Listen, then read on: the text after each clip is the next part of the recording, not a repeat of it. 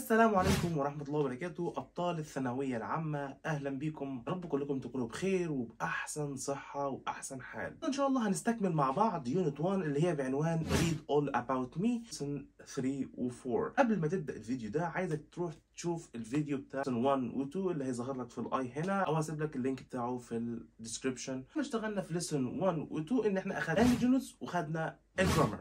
برضه نفس الفكرة في lesson 3 و 4 هناخد language units وبعد كده الجرامر. عندي أول فرق ما بين staff, crew و cast. staff, crew, cast. وstaff يعني طاقم العاملين بمؤسسة ما. أما كرو هو طاقم العاملين في سفينة أو طائرة. أما بقى الكاست، ودي كلمة بتسمعها أنت كتير مع الممثلين، هو طاقم الممثلين في مسرحية أو في فيلم. عندي كده الفرق ما بين لين وألي أو ألي واي. لين هي الحارة بتاعت السيارات، وأنا عايزك تعرف إن الطريق بيبقى متكون من لينز أو لينز. لين للسرعة مثلا 80 85 100 وهكذا. أما الألي هو طريق جانبي بين البنايات اللي هي زي الشوارع. عندي بقى الفرق ما بين recent ومودرن. recent يعني حديث أو تام منذ فترة قصيرة. دايما recent متعلقة بالتايم أو بالزمن. حتى أنا أقول لك recent days، مش أقول لك modern days. modern يعني حديث أو متطور. زي مثلا ممكن أقول لك modern technology، أقول لك modern technology، ما أقولكش recent technology.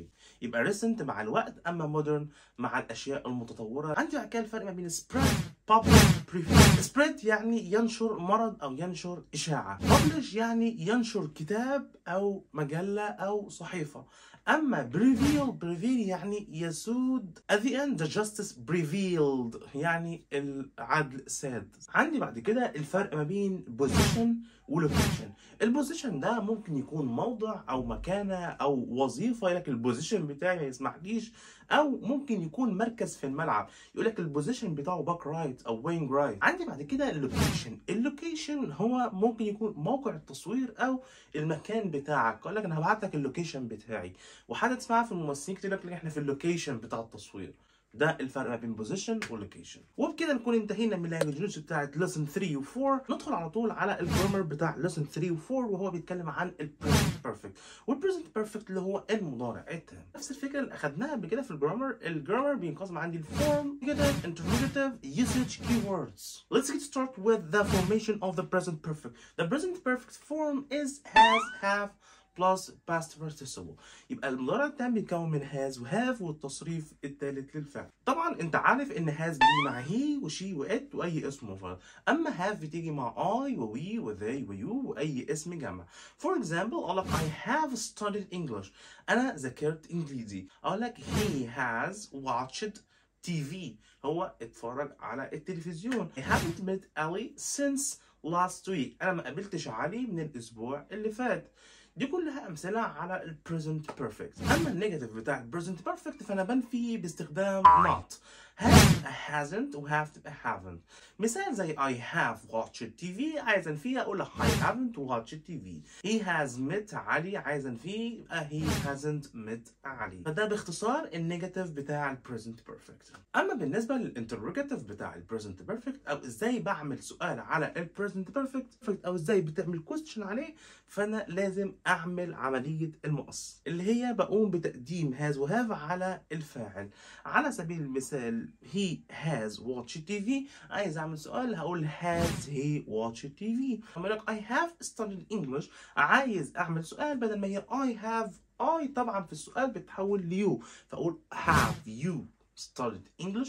have you studied English؟ اجاوب yes I have او no I haven't. ده بالنسبه للانتروجاتيف. دخلنا دلوقتي على اليوسج، او ازاي بستخدم البريزنت بيرفكت او امتى استخدم البريزنت بيرفكت.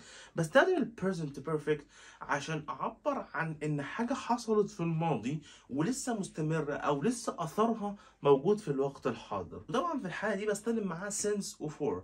الفرق ما بين since و for، since بعدها بداية الحدث نفسه، أما for بعدها المدة على بعضها. يعني أقول since last week، من بداية الأسبوع اللي فات. أقول لك since yesterday، من امبارح. أما for بيجي بعدها لوكشة، مدة على بعضها. أقول لك for 2 years لمدة سنتين. for 3 weeks يعني لمدة 3 أسابيع. for 5 days لمدة 5 أيام. يبقى since بعدها بداية الحدث، أما for بعدها المدة المجمعة أو مدة على بعضها. منى has studied English for 5 years. يعني منى بتدرس إنجليزي بقالها 5 سنين. She is still learning. She is still studying English. يعني هي لسه بتدرس الإنجليزي، لسه ما بطلتش. المضارع التام ما بيتحددش بزمن، يعني ما بيتحددش بوقت. يعني ما ينفعش اقول I have studied English yesterday. ما ينفعش استخدم هنا yesterday. هقول I studied. هستخدم الباست سمبل، الماضي البسيط اللي احنا خدناه في الحلقه اللي فاتت. ارجع لها بسرعه لان كله بيكمل بعضه، اللي هي بتاع lesson 1 و 2. هسيب لك اللينك بتاعها في الديسكربشن او هتلاقيه في الاي اللي هتطلع فوق دي. استخدم التعبير عن حدث انتهى في الماضي ونتيجته واضحه في الوقت الحاضر. It has rained. الدنيا مطرت. انا هنا الحدث انا ما شفتش الدنيا بتمطر، بس ببص على الارض لقيت في ميه كتير وفي طينه، يبقى الدنيا مطرت. يبقى هنا انا استدليت على الحدث، يبقى حاجه حصلت في الماضي واثرها لسه موجود في الوقت الحاضر او نتيجته موجوده. It has rained. الدنيا مطرت. كمان بستخدم البريزنت بيرفكت عشان اتكلم عن الاكسبيرينس او الخبرات، وفي الحاله دي بستخدم عندي ever و never. ever دايما بتستخدمها في الكويستشن او في السؤال. يقول لك have you ever been to America؟ هل عمرك سافرت الى امريكا؟ have you ever been to America؟ فالرد هنا انت مثلا لو ما رحتش خالص فتقول لي I have never been to America. انا عمري ما رحت لامريكا. يبقى ever بتيجي في السؤال بتاع المضارع التام، اما never بتيجي في النفي المضارع التام. كمان بستخدم البريزنت بيرفكت عشان اعبر عن احداث حديثه او لسه حاصله من وقت قصير جدا، وفي الحاله دي بستخدم حاجه اسمها just، يعني توا او حالا. قال لك احمد isn't here. He's just gone out. He's just gone out. فهنا بص له في اختصار لhas just gone out، يعني هو لسه ماشي حالا او توا، يعني ماشي من وقت قصير جدا. ففي الحالة دي مثلا present perfect عشان اعبر عن الاحداث التي لم تحدث حتى الان. Have you finished your homework؟ فتقول لي I haven't finished yet، يعني لسه لم انتهي حتى الان. keywords بتاع present perfect بيستخدم مع since و for و just و already و lately و recently و yet و never و ever. just already ما بتيجي ما بين has و have والتصريف الثالث. اما since فقلنا بتيجي بعدها بداية الحدث، اما for بعدها مدة مجمعة. وعندي كمان yet بتيجي في نهاية الجملة المنفية او في نهاية السؤال. عندي never بتنفي الجملة، اما ever بتيجي برضو في السؤال. كده ده كان ملخص مراجعة lesson 3 و 4 بتاع unit 1. لو وصلت لحد هنا ما تنساش تعمل لايك وسبسكرايب للقناة وشير لاصحابك عشان كله يستفيد. شكرا والسلام عليكم ورحمة الله وبركاته.